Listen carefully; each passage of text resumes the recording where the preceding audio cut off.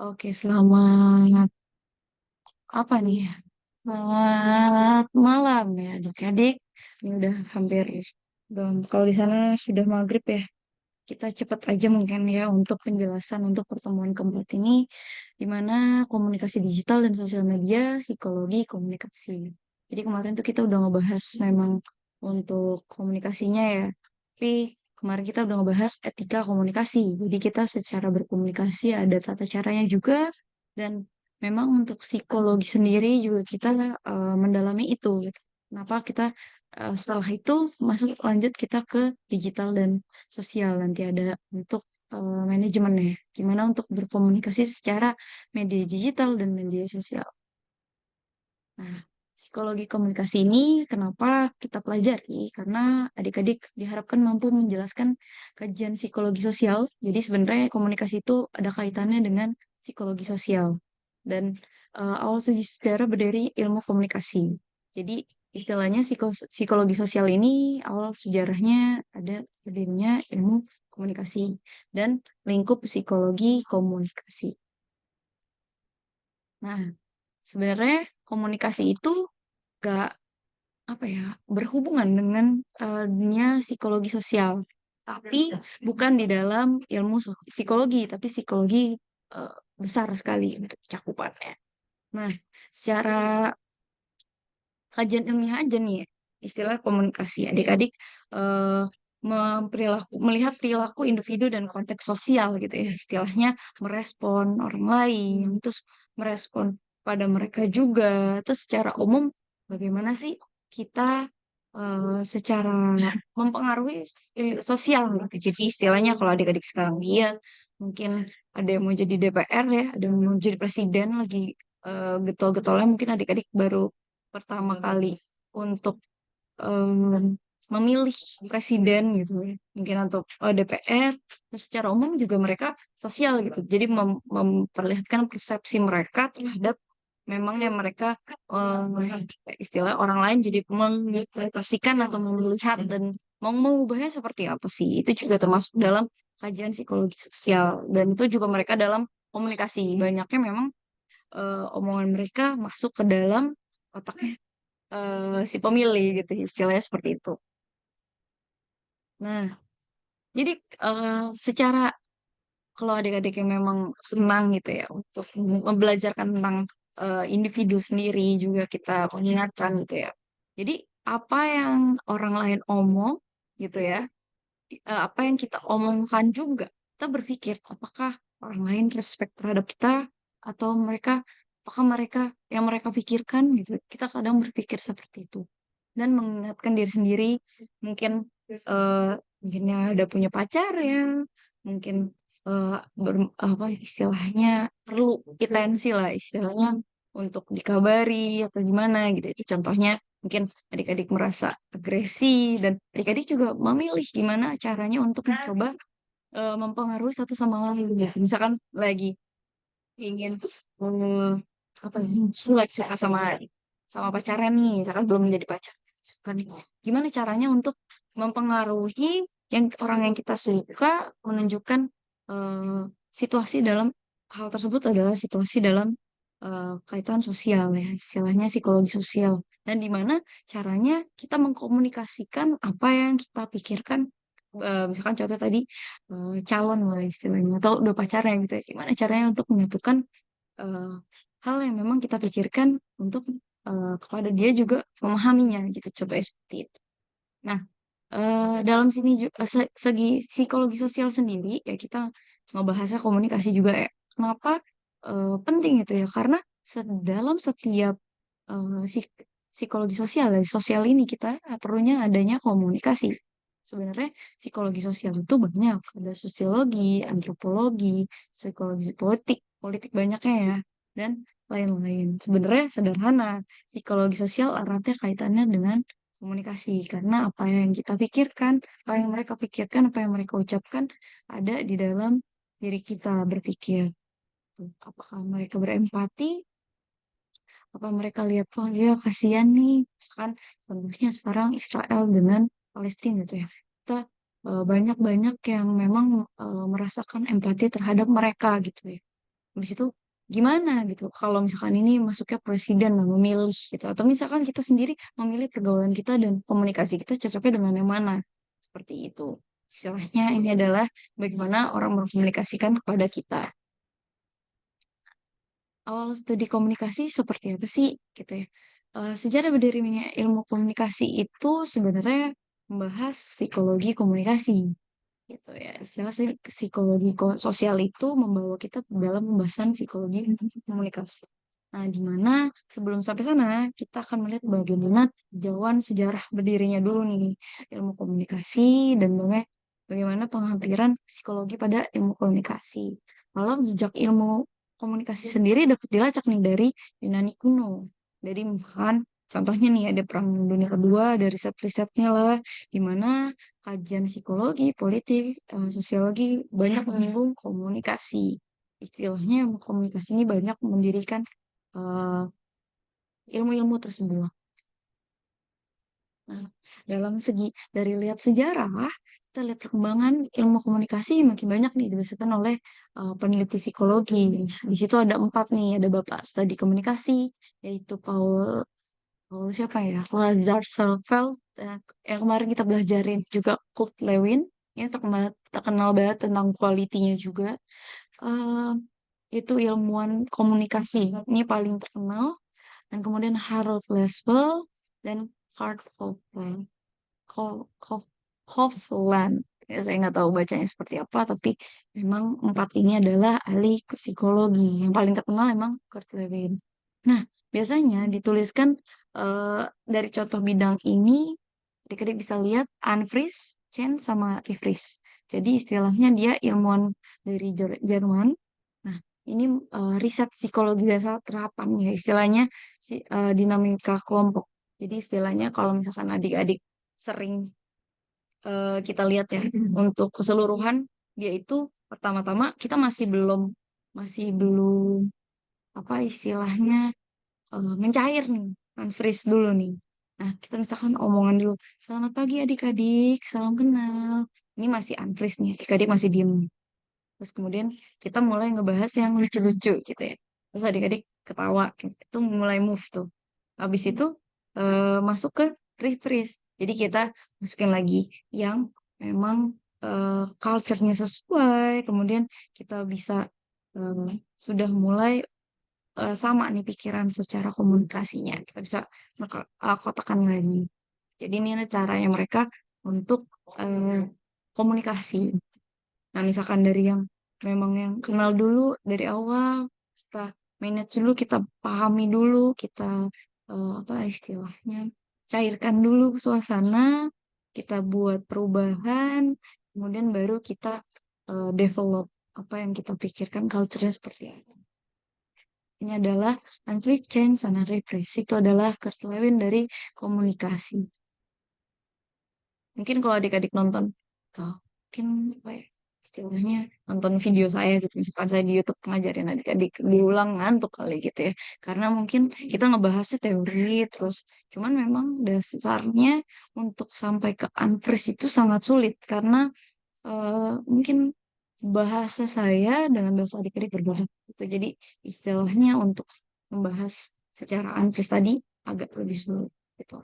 Kemudian Paul Lansfeld. Nah, di mana itu psikologi imigran dari Bapak psikologis lah. Dianggapnya kalau adik-adik ajak ngomong orang psikolog ya pasti, oh iya gue tahu tuh Sigmund Freud. Nah, Sigmund Freud ini ahlinya adalah di bidang psikologi sosial. Kenapa dia terkenal banget gitu ya? Karena dia yang menemukan mass media.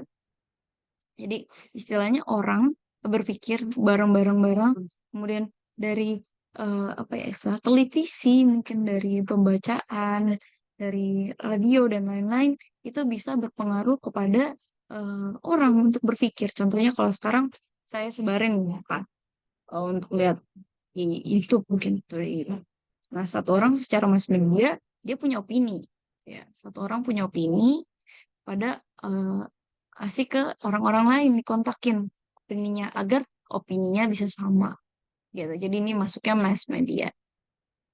Sebelum itu kan kita masih ngobrol, ini kalau gini kamu pilih ini ya. Misalnya contohnya paling banyak yang kalau di komunikasi pemilihannya adalah contohnya pemilihan presiden. Tuh.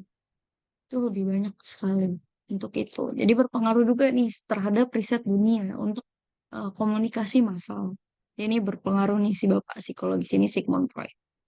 Nah, selanjutnya Kaufman ini mungkin dia agak gimana caranya kita untuk komunikasi secara beretitude gitu ya. Istilahnya dari kita punya otak processing, emotion, kemudian behavior kita sehari-hari, perilaku kita sehari-hari berpengaruh terhadap attitude kita. Dari situ kita masuk ke dalam otak kita lagi untuk merespon gitu ya. Misalkan adik-adik diajarkan untuk berpikir orang tuanya senangnya matematika misalkan. Atau mungkin orang tuanya senang berbahasa.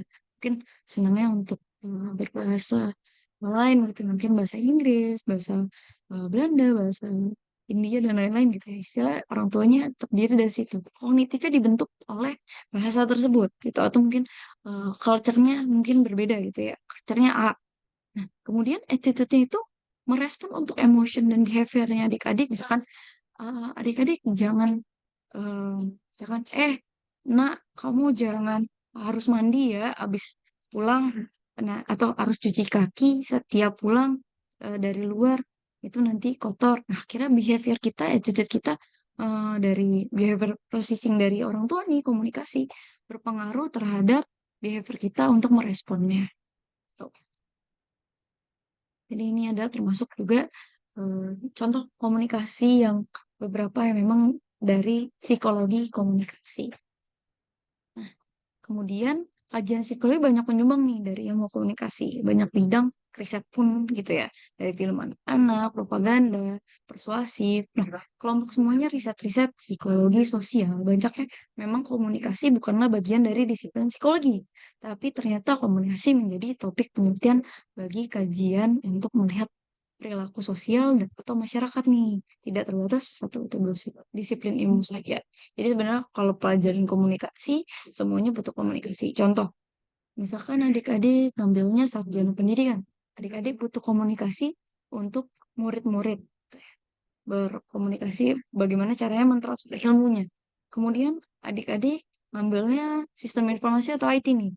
Nah, misalkan coding, misalnya coding. Nah, adik-adik dari komunikasi yang diminta oleh klien adik-adik coding menjadi komunikasi yang berbasis coding seperti itu juga termasuk juga sebagai penelitian kajian tersendiri mungkin nanti adik-adik bisa em, kalau misalnya boleh ya itu sistem informasi berbasis komunikasinya itu seperti apa kan sekarang udah tambah luas lagi ya WhatsApp berkembang ada gambar-gambarnya ada voice call-nya ada video ada foto mungkin nanti akan berkembangnya seperti apa lagi mungkin tiga dimensi kah minta AR kah untuk menelepon atau mungkin udah kayak yang film-film canggih lainnya itu juga bisa sebagai bagian dari sistem informasi maupun komunikasi yang berkembang secara digital ya. Nah, lingkup psikologi komunikasi terdiri dari tiga fungsi utama sebenarnya. Memahami diri sendiri dan orang lain, seperti kemarin ya, kita memahami diri sendiri dan orang lain, memaparkan hubungan yang bermakna dan mengubah sikap dan perilaku. Untuk lebih jelasnya, mari kita bahas fungsinya seperti satu. Nah, memahami diri sendiri dan orang lain. Nah, kita bisa lihat nih, kalau diri sendiri kita pahamin lagi nih untuk umpan balik. Kita membutuhkan eh, mungkin kalau diri sendiri kita berpikir terus contoh adik-adik baca berita tentang mahasiswa Fakultas Kedokteran Unair bunuh diri karena orang tuanya satu apa ya istilahnya tidak ada umpan balik dari anak tersebut. Jadi merasa terkekang. Itu juga yang butuh dipelajarin juga nih dalam komunikasi. Bukan harus, tapi sebaiknya gitu. Jadi kan lebih enak. Dari situ untuk menyelesaikan konflik dan masalah. Makanya banyak sekarang yang memang semuanya sakit psikologis itu ya. Mungkin ada schizofren, ada em, apa istilahnya bipolar. Nah, itu banyak sekarang ditemukan karena memang komunikasi yang dulu dengan yang sekarang berbeda. Karena Sekarang itu adanya komunikasi umpan balik nih. Adik-adik bisa dapat dari posting story, ntar dapat oh ya lu suka atau tidak, dislike apa like. Itu juga ada umpan balik gitu ya. Sebenarnya umpan balik ada eksternal feedback. Terus kemudian dari internal, dari feedback kita sendiri gitu ya. Kita tadi salah apa enggak ya? Terus nanya ke orang, oh salah ya? Gitu. Kemudian umpan balik langsung nih, misalkan saya mungkin ke Fivers ya kali. Nah, Fivers kamu tuh tadi tuh tugasnya kurang, jadi kamu kayak gini. Itu ada umpan balik, kayak istilah komunikasi langsung. Nah, ada lagi yang tertunda. Oh, nanti aja deh saya feedbacknya pas pertemuan. Ini udah pertemuan keempat ya. Pertemuan lima saya share untuk nilai-nilai dan mungkin apa absensi gitu. Ini termasuk juga umpan balik terhadap feedback yang memang adik-adik dapatkan. Itu kemudian ada saya tanya nih, apa adik-adik mengerti, apa adik-adik memahami, diam. Itu adalah zero feedback. Itu termasuk juga kayak ya udahlah, atau mungkin positif feedback. Ada nanti mungkin terakhir ya nih untuk mahasiswa, oh iya saya mengerti untuk pengajarannya. Nah, itu ada positif feedback. Mungkin ada juga yang negatif feedback. Ah, pengajarannya terlalu cepat, saya nggak paham gitu, saya masih belum ini, saya udah bertanya nggak dijawab. Itu juga ada umpan balik untuk negatif feedback. Mungkin untuk inferensial feedback itu adalah umpannya satu arah gitu. Jadi istilahnya adik-adik bisa cari untuk umpan balik sendiri. Jadi ada memahami diri sendiri dan orang lain. Kemudian memapankan hubungan yang bermakna. Jadi kita memiliki hidup diri kita sendiri, tetapi juga kita mempertimbangkan kebutuhan dan keinginan orang lain. Contoh misalkan dari kelompok, ah udahlah dia nggak kerja, orang kita udah hubungin kita apa, dia juga tidak mempertimbangkan orang lain, dia mempertimbangkannya diri sendiri, malas gitu. Itu juga termasuk dalam hubungan yang tidak bermakna lah ya. Kalau ini bermakna kan kalau kita sama kerja kelompok, kemudian kita komunikasi, terus nanti adik-adik presentasi gitu, istilahnya seperti itu. Ini juga kebutuhan kita untuk bersama orang lain. Jadi inklusi itu untuk kontak sosial lah, kita senang untuk menjadi mitra hubungan, misalkan adik-adik mahasiswa saya dosen gitu, kita saling, saya udah diterima di sini, saya senang sekali gitu. Misalkan ada lowongan saya share gitu. Itu juga ketika sudah nanti eh, selesai, Bu saya pengen nyoba ke Jakarta deh Bu, oh ya di sini ada kosannya deket sini kalau di Jakarta Selatan gitu misalkan. Kita jadi mungkin kalau saya ke Ambon, di sana yang murah yang mana, yang bagus yang mana, nanti adik-adik bisa memberitahu, yang di sini yang bagus gitu, seperti itu. Ini kebutuhan untuk kontrol. Nah, di sini kita juga perlu bertanggung jawab atas kerjasama dan mengelola lingkungan kita. Jadi kita bisa mempengaruhi orang lain dengan kontrol tersebut. Kemudian afeksi. Nah, itu bisa kita menerima cinta balik gitu. Istilah hubungan. Nah, kita bisa mungkin tidak dibutuhkan, mungkin dicintai atau tidak dicintai, dan mampu atau tidak mampu. Jadi kita bisa mengkomunikasikan, ditemukan ini. Jadi kita menerima cinta atau kasih sayang gitu. Atau mungkin kita malah mendapatkan penolakan. Itu juga termasuk komunikasi juga. Jadi nanti kita bisa contohkan ya pas akhir. UTS kan istilahnya materi lah. Nanti mungkin UASnya kita bisa adakan untuk presentasi secara UASnya ya. Istilahnya bisa untuk berkomunikasi. Mungkin senangnya untuk sosmed gitu ya. Karena ini sosial media. Nah, kemudian mengubah sikap dan perilaku. Nah, dalam interaksi antar pribadi, kelompok kecil pun komunikasi. Dari komunikasi mempengaruhi orang. Seperti ini contohnya. Kamu kerjain ya tugasnya. Jangan lupa. Kamu download materinya. Terus kamu ikuti tugasnya. Yang penting kamu kerjain deh sesuai dengan apa yang Bu Tata suruh gitu istilahnya. Jadi bisa berkembang gitu. Jadi istilahnya kita bisa menolong mengubah sikap dan perilaku orang yang memang yang kurang, tapi mungkin juga ada orang tersebut tidak menerima dari saran kita gitu. Jadi kita udah sarankan tapi orang tersebut tidak menerima, akhirnya marah dan tidak terima gitu. Jadi itu juga bisa termasuk itu, tapi kita dengan baik-baik dan sopan mungkin kita bisa eh, menolong mereka gitu. Yang lebih baik. Nah, jadi ini adalah materi hari ini. Ini ada pertemuan keempat. tugasnya yang kemarin ya, saya udah share tuh di acak kemarin kelompoknya. Kelompoknya masih inget kan? Apa lupa? Masih ingat, Kak. Masih Masih inget kan ingat, ya? Bu. Oke, ini kelompoknya saya bagi beberapa nih, bagi 5 tim. Jadi mungkin bertiga maksimum ya. Kemarin udah diacak ada tiga, ada yang dua kelompok. Nah, ini buat eh, video mengenai tips komunikasi percaya diri dan anti miskomunikasi. Adik-adik bisa cari lewat buku, mungkin lewat YouTube, lewat yang lain, terserah ada referensinya dari mana. Jadi adik-adik jelaskan, nih tips komunikasi percaya diri dan presentasi lah. Istilah presentasinya lewat video. Kemudian share link YouTube-nya di sini. Gitu. Ini contohnya, saya ada contoh. Sebentar.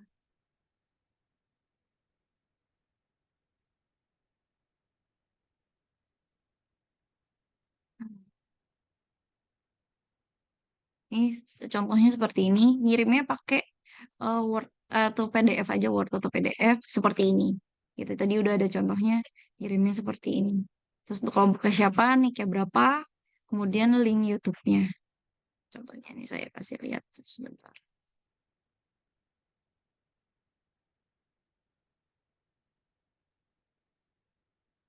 I'm not going to say again because I never were.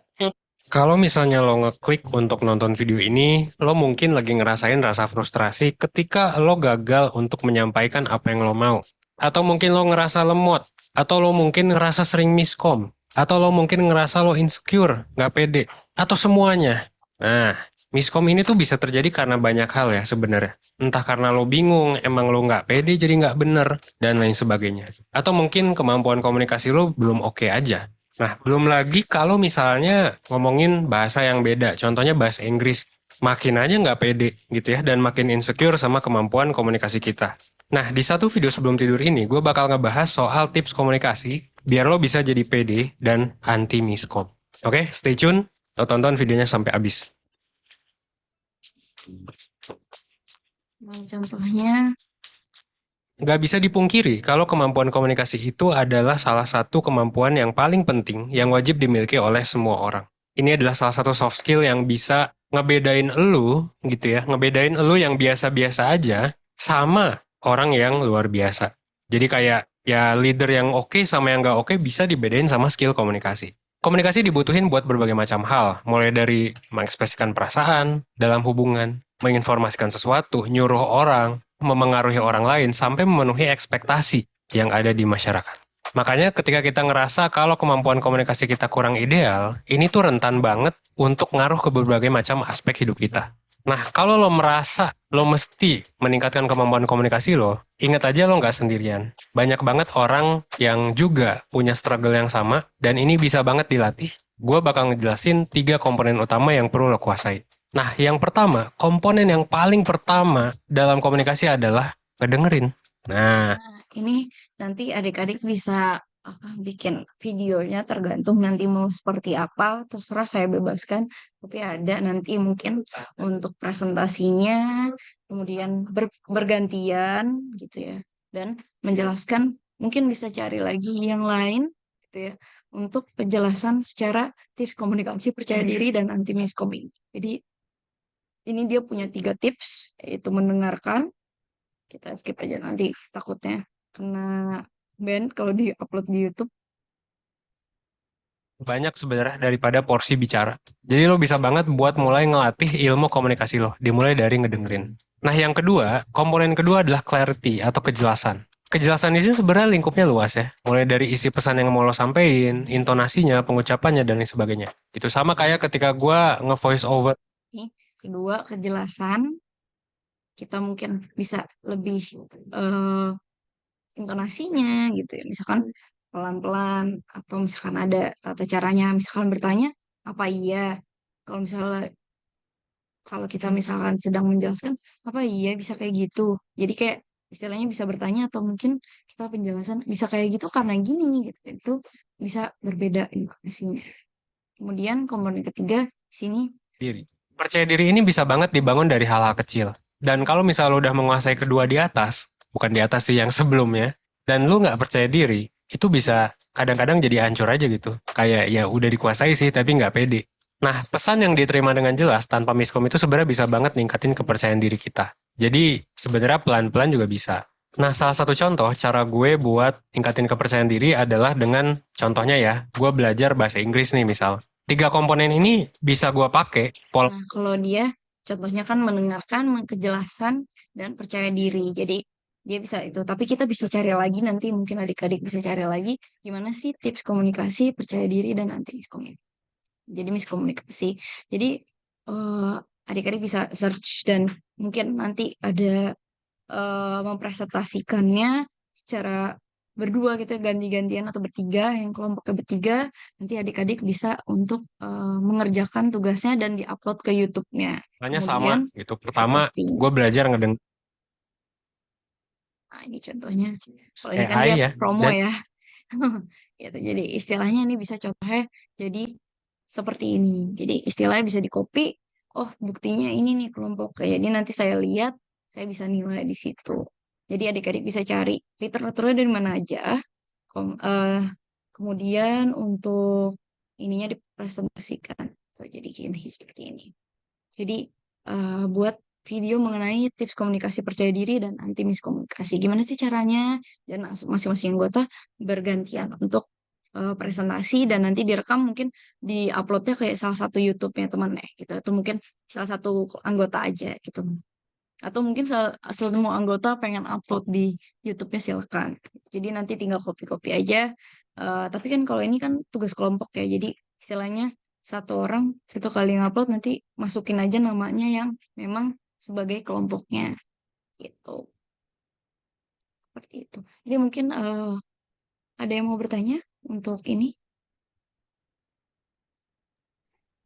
Kak, Oke, jadi tugasnya gampang ya, istilahnya gimana membangun percaya diri adik-adik sih sebenarnya. Ini saya mau lihat komunikasinya adik-adik secara, namanya juga komunikasi digital dan sosial media. Jadi kita bermain presentasinya terhadap ke situ ya. Jadi istilahnya simpel-simpel aja, mungkin ini lebih ke teoritis. Nanti kita juga pas yang UAS kita akan lebih bermain kepada eh, mungkin TikTok atau Instagram gitu. Mungkin nanti saya bisa lihat untuk, makanya di sini nanti share-share link aja, saya cek, oh gini lucu ya gitu.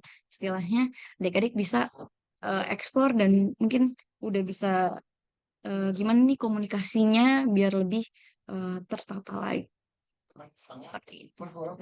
Saya sendiri masih belajar sampai sekarang untuk komunikasi. Mungkin kadang ada beberapa bahasa daerah saya yang masih saya pakai gitu. Jadi saya masih mengurangkan logat tersebut gitu. Jadi istilahnya terus kemudian belajar bahasa Inggris cukup pede gitu, itu gitu masuk juga gitu. Oke, ada yang mau bertanya untuk tugasnya?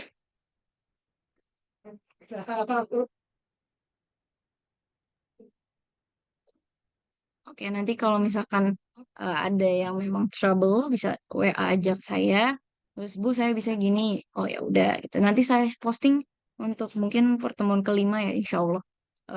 Semua nilai-nilai pertemuan mungkin ada yang kurang, ada yang belum download dan materi dari pertemuan 1 sampai pertemuan 4 gitu. Oke, ada yang mau bertanya? Udah paham? Kita sebentar aja ya. Oke, baik. Saya tutup ya. Oke. Saya tutup. Assalamualaikum warahmatullahi wabarakatuh. Terima kasih adik-adik. Kerjakan Waalaikumsalam Waalaikumsalam warahmatullahi warahmatullahi wabarakatuh. wabarakatuh. Sama-sama, Kak. dan kerjakan tugasnya. Iya, Kak. Ya, Pak. Ya, dadah.